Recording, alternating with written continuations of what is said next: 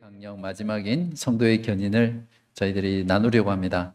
하나님 오늘 말씀 잘 이해할 수 있도록 도와주시고 성경의 진리가 이렇게 우리의 신앙의 선배들을 통해서 잘 정리되게 하시고 또 이 정리된 교리적 지식을 통해서 우리의 믿음이 더욱더 성장하고 더욱더 견고해지며 분명해지게 하시고 또 이렇게 깨닫고 알게 된 이 말씀을 가지고 다른 지체들을 돕고 또 그들을 성장시킬 수 있는데 저희들을 사용하여 주시옵소서. 주님의 성령께서 오늘 말씀 가운데 큰 은혜 주셔서 우리의 마음속에서 큰 즐거움과 또 주를 알아가는 기쁨을 허락하여 주시옵소서. 예수 그리스도의 이름으로 간절히 기도합니다. 아멘. 자, 복습 한번 해볼까요? 칼빈의 5대 강령, 자, 5가지 튤립으로 외우면 쉽다고 했는데 제일 첫 번째가 뭡니까? T. 다들 처음 듣는 것처럼 고개 숙이지 마시고 T, total depravity 해서 전적인 타락이다, 전적인 부패다, 그죠? 인간은 모든 면에서, 모든 부분에서 하나님을 반역한 이후 부패하고 타락했다, 그런 말이고, 두 번째가 뭡니까? U가 unconditional election, 무조건적인 선택. 하나님께서 우리를 구원하시기로 택하신 것은 조건 없는, 우리에게 있는 선행이나 우리가 또 믿을 것을 아시고 택하신 그런 게 아니라 하나님의 전적인 주권과 은혜로 무조건적으로 조건 없이 선택하셨다. TUL이 뭐죠? Limited Atonement, 그러니까 제한 속죄라고 하는데 오해를 불러일으킬 수 있기 때문에 좀 더 다른 말로 특별 구속이다, 특별 은혜다, 특별 구속이다 또는 한정 구속이다, 이렇게 표현을 해요. 그래서 이거는 예수님께서 택한 자들만을 위해서 죽으셨다. 그래서 그 택한 자는 반드시 모두 다 구원한다, 이런 교리였고, 그 다음에 뭐죠? I가 irresistible grace, 그러니까 저항할 수 없는 은혜. 이 말은 하나님이 막 우리를 로봇처럼 막 가기 싫은데 억지로 끌고 가서 은혜를 주시는 게 아니라 효력 있는 은혜라는 거죠. 하나님의 말씀을 들은 자가 내적으로 성령께서 그 말씀을 조명해주고 깨닫게 하시고 부르시면 그 하나님의 음성에 반응하는 거죠. 그래서 그렇게 효력 있는 은혜라는 거예요. 그래서 하나님께서 부르신 자는 반드시 구원으로 이끄신다, 그런 게 저항할 수 없는 은혜. 오늘이 마지막이에요. 5가지에서 오늘은 뭐냐면 P니까 Perseverance of Saints라고 해서, 한국말은 견인이라고 이렇게 번역했지만 영어 번역에서 그대로 번역하면 성도의 인내, 그죠? 그러니까 성도의 인내하면 성도가 인내하는 거잖아요. 근데 이 교리도 결국에는 성도가 끝까지 최종 구원에 이르기까지 믿음에 인내할 수 있도록 하나님께서 견인해 가신다, 이끌어 가신다, 이런 의미로 생각하시면 됩니다. 그래서 TULIP, 그러니까 튤립, 은혜의 교리다. 근데 이 칼빈의 5대 강령은 칼빈의 모든 신학을 다 포함하는 게 아니라 구원에 관한 교리예요. 그러니까 구원에 관한 5가지 교리죠. 근데 이것을 전부 다 보면 결국 하나님의 은혜라는 것에 수렴하기 때문에 종교개혁의 5대 은혜 교리다, 이렇게 부릅니다. 그러니까 이미 아시는 건데 이런 용어들은 좀 생소할 수가 있어요. 견인이라는 거. 자, 이걸 다른 말로 영원한 안전교리다, 이렇게 표현해요. 이 안전이라는 개념이 참 중요하거든요. 안전. 자, 한 번 구원은 영원한 구원이다. 들어보셨죠? 이 교리를 말해요. 하나님께서 믿음 주셔서 한 번 구원하신 자는 중간에서, 이게 오늘 실족한다 나왔지만 실족해서 믿음을 버리고 교회를 떠나고 하나님을 떠나지 않는다는 거예요. 반드시 구원한 자는 끝까지 최후 구원까지 이끌고 간다는 거예요. 열심히 신앙생활 하다가 마지막 임종 순간에 하나님을 거부할 수 있잖아요. 나 그런 사람 모른다, 나는 그냥 믿었다, 이렇게 고백할 수도 있고, 또 우리 주변에 보면 한때 열심히 신앙생활 하다가 심지어는 찬양 인도, 찬양 리더, 또 주로 청년부 회장들이 많더라고요. 한때 청년부 회장 하는데 교회 안 나가는 사람들 많아요. 예, 이미 제가 알고 있는 사람만도 여러 명 있는 것 같아요. 교회에서 리더도 하고 했는데 나중에 만나보면 전혀 신앙과는 무관하게 사람들 많죠. 그러면 그 사람들을 어떻게 설명할 거냐는 거죠. 그래서 이 교리에 의하면 하나님께서 효력 있게 부르신 사람은 그렇게 실족해서 떨어지지 않는다는 거예요. 끝까지 하나님께서 구원하신다. 그런 교리라고 이해하시면 돼요. 성도의 견인. 여기 보면 루이스 벌코프라는 유명한 조직신학자인데 이제 그 책에 보면 견인 교리에 대해서 이렇게 표현하고 있어요. 예수 그리스도를 믿게 된 이들은 즉 하나님께서 중생시키시며 은혜의 신분으로 유효하게 부르신 사람들, 즉 계속 말했지만 누군가 예수 그리스도를 믿게 된 데는 단순히 그냥 믿음 그 자체만이 아니라 그 믿음을 가지고 회개하고 믿을 수 있도록 하는 하나님의 영원 전부터의 택함, 예정, 예지 그런 것들이 계속 있어 온다는 거죠. 그래서 그걸 다른 말로 표현해서 중생시키시며 은혜의 신분으로 유효하게 부르신 사람들이 그 신분에서 완전히 혹은 궁극적으로 타락하지 않고, 완전히 혹은 궁극적으로 타락하지 않고 은혜의 신분에서 끝까지 견디어내어 영원히 구원을 받게 될 것이라는 교리다.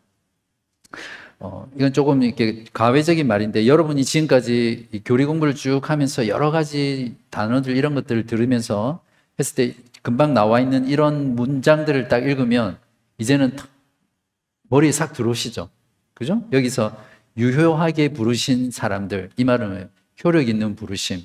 그래서 교리 공부가 중요한 거예요. 이런 공부를 하면 어떤 그런 좋은 신앙서적, 경건서적, 또 이런 신학책들을 읽을 때 이것이 잘 이해되거든요. 그리고 견인 교리는 앞에 네 가지 모든 교리 안에 다 이렇게 조금 어려운 말로 내포되어 있어요. 그냥 다 포함되어 있어요. 그냥 이 교리만 따로 분리되어 있는 것이 아니라. 그래서 처음에도 말씀드렸지만 견인하는 주체는 인간이 아니라 하나님이다. 이렇게 이해를 하시면 됩니다. 도르토 신조에 이 견인 교리가 나와 있는데 이렇게 적혀 있습니다.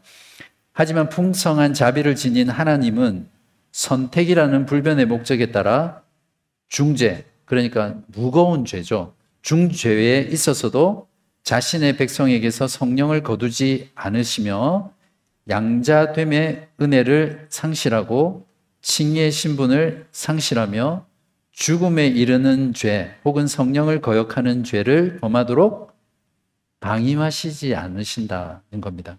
또 하나님은 이들이 완전히 유기되거나 영원한 파멸에 빠지도록 허용하지 않으신다.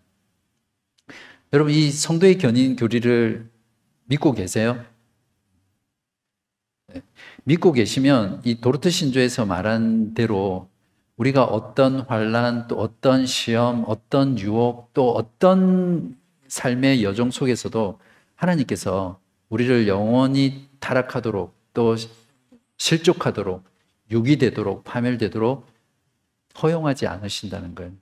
얼마나 어떤 그 하나님에 대한 그 확신이 강하게 들겠습니까?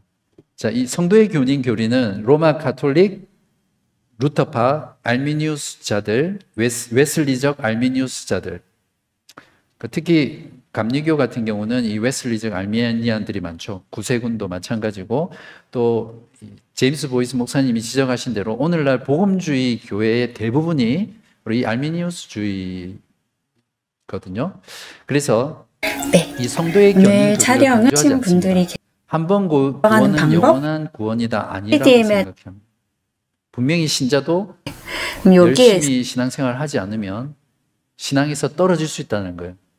그래서 늘 조심해야 된다. 그러니까 얼핏 들으면 신앙생활하는 사람들에게는 굉장히 어떤 자극이 되고, 우리가 신앙생활하다 보면 잘못하면 신앙에서 떨어질 수 있다. 그러니까 두렵잖아요. 그래서 늘 자기를 주의하고 경책하고 경성하면서 더 열심히 신앙생활을 하게 만드는 교리 같아요. 근데 실제로 보면 그렇지 않아요. 아무튼 오직 개혁파 신앙만이 성도의 견인을 합당하게 주장합니다. 자, 여기서 우리가 견인 교리에 대한 어떤 일반적인 오해들이 있는데 그것을 좀 몇 개 다루어야 되거든요. 자, 견인이라고 하면 이제 안전교리라고 했는데, 그러면 우리가 뭘 해도 어떻게 살아도 하나님께서 끝까지 최종 구원까지 이끄실 거니까 사람이 게을러질 수 있잖아요. 나태해질 수 있고 그냥 마음대로 살 수 있잖아요. 이제 사람들이 그렇게 생각하는 거죠. 그래서 이 견인 교리를 좀 반대하는 부류들이 있는데, 자, 여기서 견인이라는 것은 그리스도인들이 단지 그리스도인이라는 이유만으로 영적인 위험을 다 면제받는다, 이런 뜻이 아니라는 겁니다. 그러니까 견인은 어떤 영적인 위험에서도 우리를 안전으로 이끈다는 교리지 그 위험 자체를 제거해 준다는 이런 말은 아닙니다. 오히려 예수를 참되게 믿는 사람들의 경우에는 세상과 마귀 그리고 자기 자신이라는 이 세 가지 종류의 원수, 대적자들에게 더 강한 공격을 받고 늘 삶 가운데 이런 영적인 전투를 벌이는 자들이에요. 그러니까 견인교리라는 것은 그 영적인 전투, 그 영적인 싸움이 아무리 치열하다 할지라도 하나님께서 끝까지 이끌어 주신다, 이런 교리라는 것을 우리가 이해를 해야 되고요. 두 번째 견인에 대한 어떤 잘못된 생각은 뭐냐면, 그리스도인들이 단지 그리스도인이라는 이유만으로 언제나 죄에 빠지지 않도록 보호하신다는 말이 아닙니다. 이해되시죠? 우리가 그리스도인이라고 해서 하나님께서 견인해 주시니까 어떤 죄에도 빠지지 않는다, 그런 교리가 아니라는 거죠. 그리스도인들은 늘 죄를 짓죠. 신앙이 정말 좋은 사람도 죄를 짓습니다. 그런 경험이 있을지 모르겠는데, 저 사람이 저런 죄를 지었어? 이런 생각 혹시 주변에 그런 사람 있으셨어요? 여기 성경에 예가 있는데, 노아도 술 취했죠. 노아도 술 취했고 벌거벗었어요. 아브라함도 성경에서 보면 우리가 이게 잘 깊이 있게 생각을 못할 수 있는데, 가만히 따지고 보면 아브라함 진짜 나쁜 놈이잖아요. 자기 살려고 자기 아내를 누이라고 속인 거예요. 이제 그 말은 결국 자기 아내를 그러니까 왕이지만 다른 사람한테 넘기는 거나 마찬가지예요. 비겁하고 아내를 다른 사람에게 넘겨주는 것이고, 물론 어떤 학자들은 아브라함이 하나님의 약속을 어떻게든 성취하기 위해서 자기의 방법으로 그렇게 했다는 것도 있지만, 어느 쪽이 됐든 아브라함은 분명히 신실한 그리스도인이었지만 분명히 하나님 앞에서 큰 죄를 지은 사람이고, 다윗 같은 경우도 말할 수 없는 죄인이죠. 간음을 저질렀고 또 그 간음을 숨기기 위해서 그 밧세바의 남편 우리아를 살인 교사해서 죽게 만들었던 그런, 그리고 나중에는 죽으니까 그 아내를 자기 걸로 삼았잖아요. 그러니까 이런 범죄는 지금도 이 세상에서 이렇게 찾아보기 힘든 범죄예요. 정말 파렴치한 범죄였죠. 그러니까 이 다윗조차도 예수 그리스도를 구약에서 가장 정확하게 예표하는 인물, 왕, 제사장 선지자에서 그 왕의 어떤 직분을 대표하는 그 다윗 왕, 그리고 예수님조차도 다윗의 후손으로 오실 만큼 하나님 앞에서 의롭다 인정받으시고 옳다 인정받은 그 다윗조차도 이렇게 범죄했던 사람이죠. 베드로는 예수님을 부인하고 저주까지 하면서, 차라리 어떻게 보면 가룟 유다가 더 낫죠. 근데 이 사도 베드로는 예수님을 그냥 모른다 한 게 아니라 나중엔 저주까지 하거든요. 용서받은 죄인들이죠. 그러니까 견인이라는 교리는 그리스도인들이 죄에 빠지지 않는다라는 견인 교리가 아니라, 그리스도인들이 죄에 빠지더라도 그 죄로 인해서 완전히 멸망하지 않도록 하나님께서 끝까지 이끌어 가신다라는 그런 교리입니다. 세 번째 오해는 견인은 실제로 거듭나지 않고 단지 그리스도를 주로 고백하기만 하는 사람들도 안전하다는 뜻이 아닙니다. 참된 믿음으로 실제로 거듭나지 않은 사람들은 중도에 떨어져 나가게 되겠죠. 아까 처음에 제가 말씀드린 대로 우리와 같이 신앙생활 잘 하다가 결국에는 하나님을 떠나고 교회를 떠나고 신앙을 버린 그런 사람들은 이 교리에 의하면 또 궁극적으로 그 사람은 원래부터 참된 믿음으로 실제로 거듭나지 않았던 사람들이에요. 입술로 아무리 주여 주여 주여 고백했다 하더라도 그 사람은 정말로 하나님께서 효력 있게 부르신 사람이 아니라는 거예요.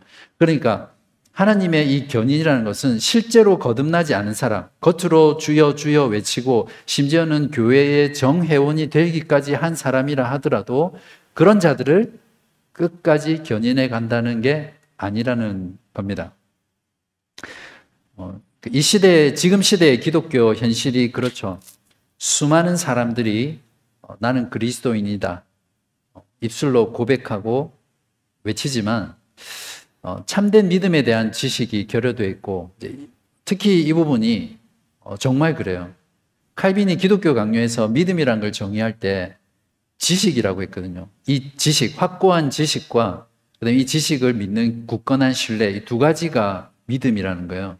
근데 오늘날 기독교는 이 믿음의 지식이 없어요. 믿음의 내용이 없어요. 믿음의 내용이 없는데 뭔가를 신뢰한다는 것 자체가 참된 믿음이 될 수 없죠. 그러니까 믿음이라는 그 자체 안에는 이 믿음에 대한 지식이 반드시 포함되어 있는 거죠. 이런 참된 믿음에 대한 지식이 없는데 나는 그리스도인이다, 나는 주님을 나의 구주로 영접했다, 이런 식으로 말을 하는 거예요. 믿음 없이. 그리고 진정한 그리스도인의 어떤 경험이라든지 또 그 성품들이 실제로 결여된 그런 시대죠. 그런 사람이 믿다가 믿지 않으면 하나님께서 봐라, 한 번 구원은 영원한 구원이 아니다. 하나님께서 믿다가 자기가 열심히 하지 않으면 떨어질 수도 있다, 이렇게 주장하게 되는 거죠. 견인의 교리란 참된 믿음으로 실제로 거듭나지 않은 사람들도 하나님께서 최후 구원까지 끝까지 끌고 가지 않는다라는 것을 우리가 잘 이해해야 되겠습니다. 자, 웨스트민스터 신앙고백서 17장 1절에 보면 하나님께서 자기의 사랑하는 독생자 안에서 용납해 주시고 그의 성령으로서 효력 있게 부르시고 거룩하게 하신 자들은 은혜의 상태에서 전적으로 또는 최종적으로 타락할 수 없으며 마지막까지 그 상태에 꾸준히 인내하여 머물러 있게 되며 또한 영원히 구원받을 것이다. 믿는 사람도 일시적으로는 실족해서 넘어져서 떠날 수 있어요. 일시적으로 교회를 떠날 수 있고 하나님을 떠날 수 있지만 하나님께서 정말로 구원하신 자, 그 자는 결국에는 하나님께서 그 자를 영원토록 그대로 내버려 두시지 않고 반드시 이끌어 가신다는, 그것이 견인의 교리입니다. 견인 교리에 대한 증명에 대해서 잠깐 다루고 싶은데요. 먼저 성경이 이 견인의 교리를 확고하게 증명하고 있습니다. 빌립보서 1장 6절에 보시면 너희 안에서 착한 일을 시작하신 이가 그리스도의 예수의 날까지 이루실 줄을 우리는 확신하노라. 여러분 혹시 그런 말 들어본지 모르겠지만 사람은 나만 따라와, 내가 책임질게, 그렇게 하고 막 이렇게 큰 소리 치잖아요. 근데 사람한테는 그럴 능력이 없을 수도 있고 또 마음이 변해서 끝까지 어떤 사람을 책임지지 않을 때가 많죠. 근데 하나님께서는 내가 너를 책임질게 이렇게 말한 사람은 그렇게 책임질 수 있는 능력도 있으시고 그 마음 자체도 하나님은 변하시지 않기 때문에 우리를 끝까지 최후 구원까지 인도하실 수 있다는 거죠. 그러니까 견인의 주체가 인간이 아니라 하나님이시기 때문에 이 견인의 교리는 확실합니다. 자, 요한복음 10장 27절에서 30절에 보면 내 양은 내 음성을 들으며 나는 그들을 알며 그들은 나를 따르니라.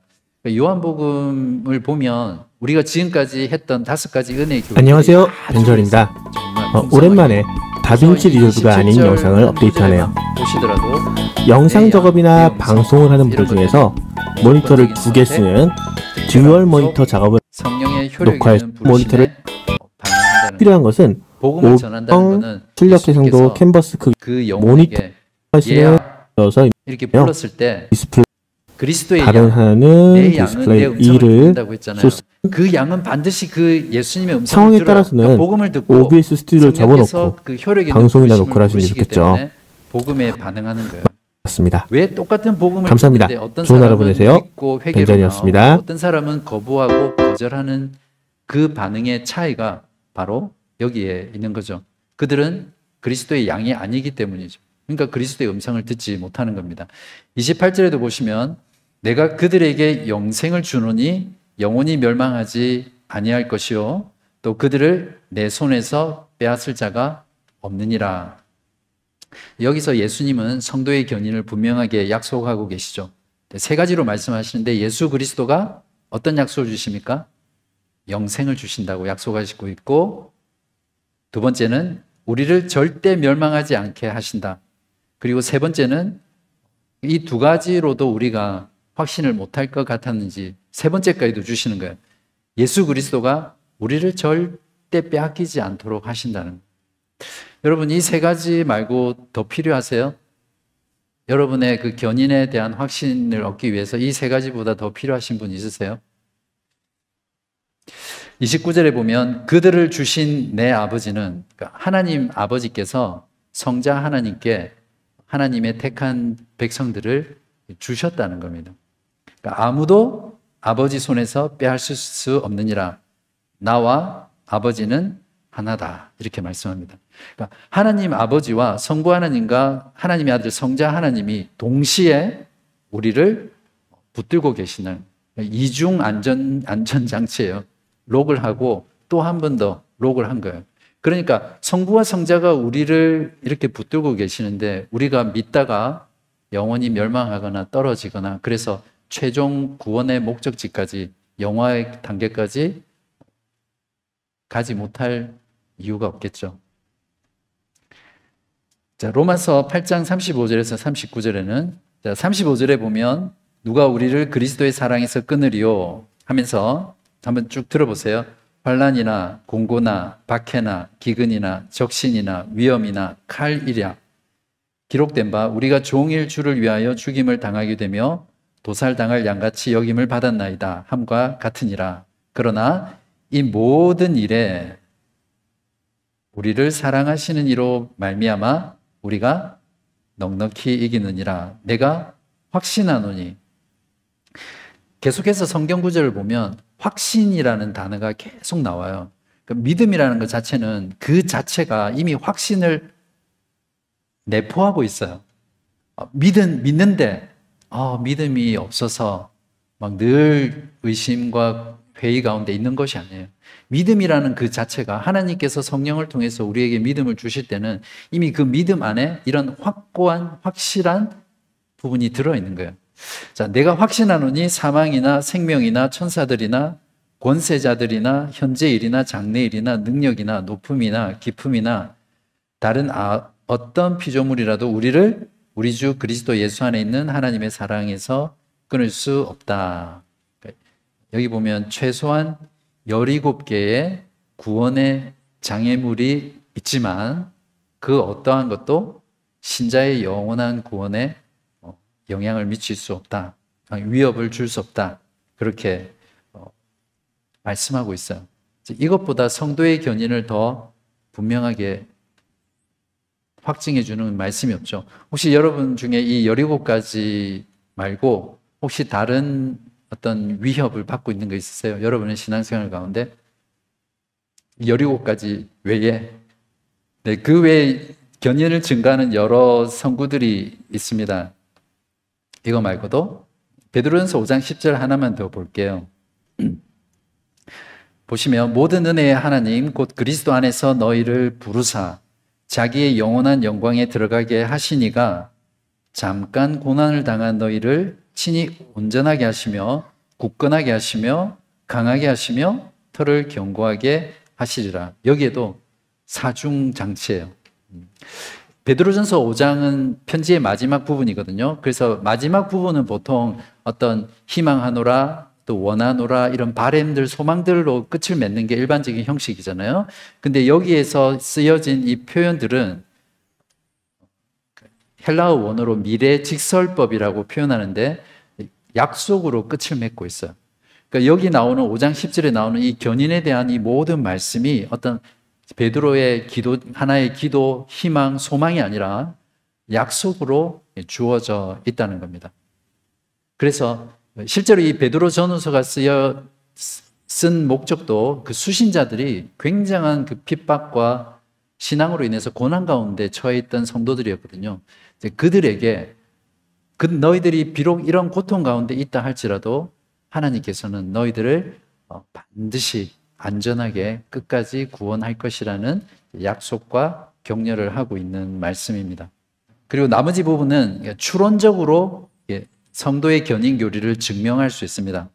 첫 번째 부분은 선택의 교리로부터 추론하는 거죠. 그러니까 당연히 하나님의 선택은 그냥 그냥 선택만 하고 끝이 아니라 구원으로의 선택이기 때문에 선택하시고 마지막 최종 구원까지 끌고 가지 못할 구원이 아니라는 거예요. 그러니까 벌써 하나님의 그 선택이라는 말씀 속에 이 성도의 견인이라는 것이 포함되어 있다, 내포되어 있다 이렇게 표현할 수 있죠. 그리고 구속의 언약 교리로부터도 이 성도의 견인 교리를 추론한다는 것은 이제 끌어올 수 있다 이런 말이죠. 이제 구속의 언약이라는 게 뭐예요? 예수 그리스도께서 나를 위해서 십자가에 피 흘려 죽으신 그 피로 말미암아 하나님은 나의 하나님이 되시고 나는 그분의 백성이 된다라는 이 언약, 이 약속은 결코 깨어지지 않겠죠. 하나님께서 한번 언약을 맺어놓고 그 다음에 내 하는 거 보고 우리가 하는 거 보고 언약을 파기시키는 분이 아니잖아요. 그러니까 예수 그리스도의 피로 말미암아 하나님과 하나님의 백성 사이에 맺어진 이 언약은 영원토록 깨어질 수 없는 거죠. 이 구속의 언약에서도 벌써 성도의 견인이라는 교리가 나올 수 있고요.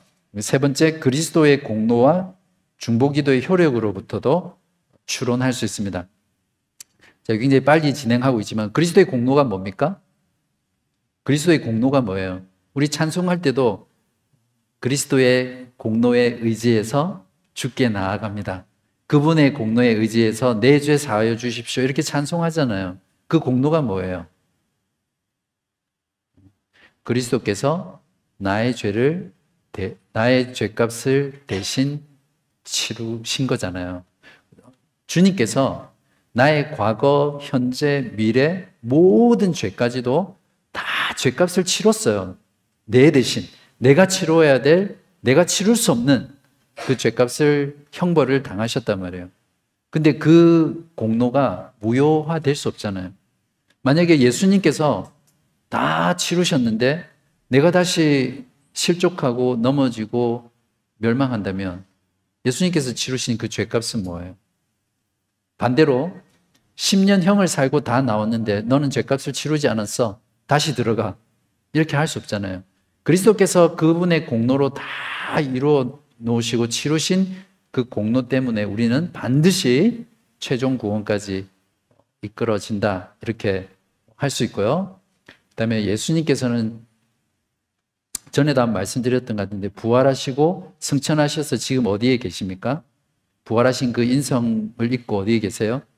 하나님 우편에 계시죠. 하나님 우편이라는 것은 어떤 물리적인 우편이라기보다 어떤 하나님의 그 초월적인 공간에서 어떤 권위적인 부분, 이제 그런 부분에서 하나님 우편에 계시다 이렇게 이해를 하시면 되는데 그 우편에서 하나님 그리스도께서는 자신이 완성하신 그 구속의 사역을 근거로 십자가의 죽으심과 부활의 사역을 근거로 성부 하나님께 우리의 죄를 용서해달라고 계속해서 간구하시는 분이시잖아요. 중보기도 하시는 분이시잖아요.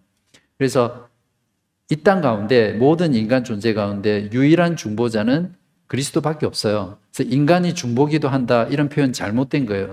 신학적으로는 틀린 표현이에요. 그냥 우리가 습관적으로 쓰긴 하지만 중보자는 사람과 인간 사이에 그리스도 한 분밖에 없어요.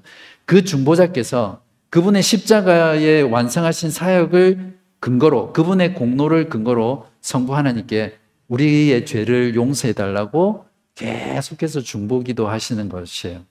그래서 우리의 구원은 안전한 겁니다.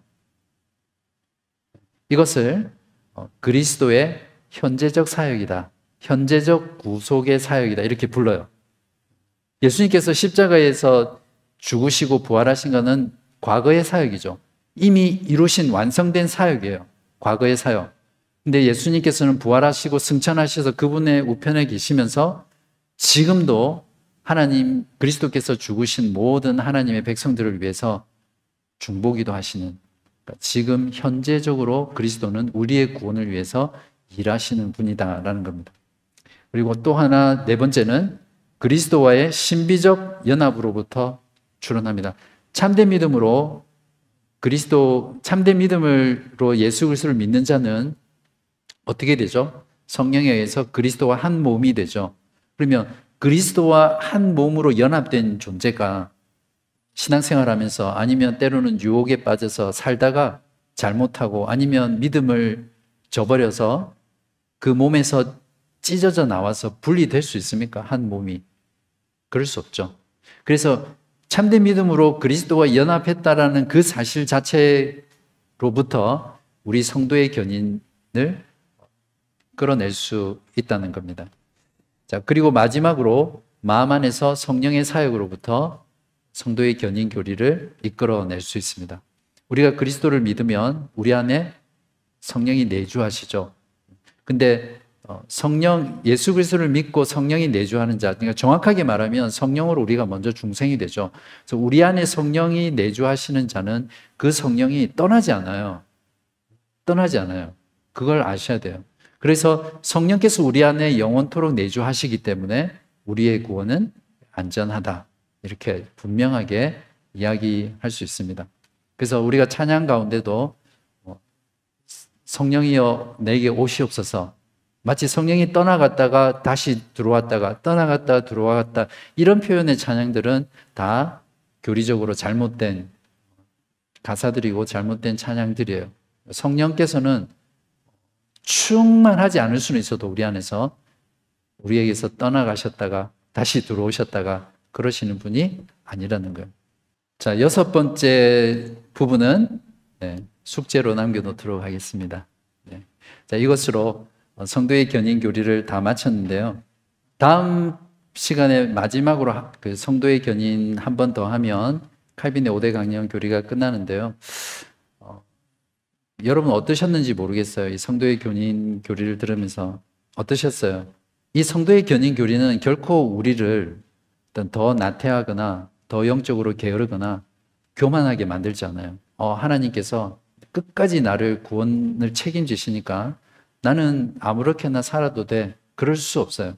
오히려 하나님께서 어떠한 영적인 위협에도 또 어떠한 죄 속 죄 가운데서도 나를 끝까지 이끄시고 최종 구원까지, 그리스도처럼 영화롭게 되는 그 순간까지 나를 지켜주시고 보호하시고 이끌어 가실 것이라는 이런 분명한 확신을 우리 마음 가운데 깊이 새기고 있으면 우리가 이 땅을 살아가는 모든 삶 속에서 그분께 더 감사할 수 있고요. 특히 여러분이 살다 보면 여러 가지 시험과 환난, 유혹에 빠지게 되잖아요. 그죠? 그럴 때 이 교리를 다시 한번 기억하고 생각할 때마다 위로받고, 그래, 하나님께서 나를 이렇게 이끄시는데 내가 다시 일어나야지, 또 새로워져야지, 이 죄에서 떨치고 일어나야지, 이런 마음으로 더 하나님께 온전히 나아갈 수 있게 하는 교리예요. 그래서 이런 교리가 여러분에게도, 여러분의 신앙생활에도 정말 효과적으로 역사하기를 주님의 이름으로 간절히 기도합니다.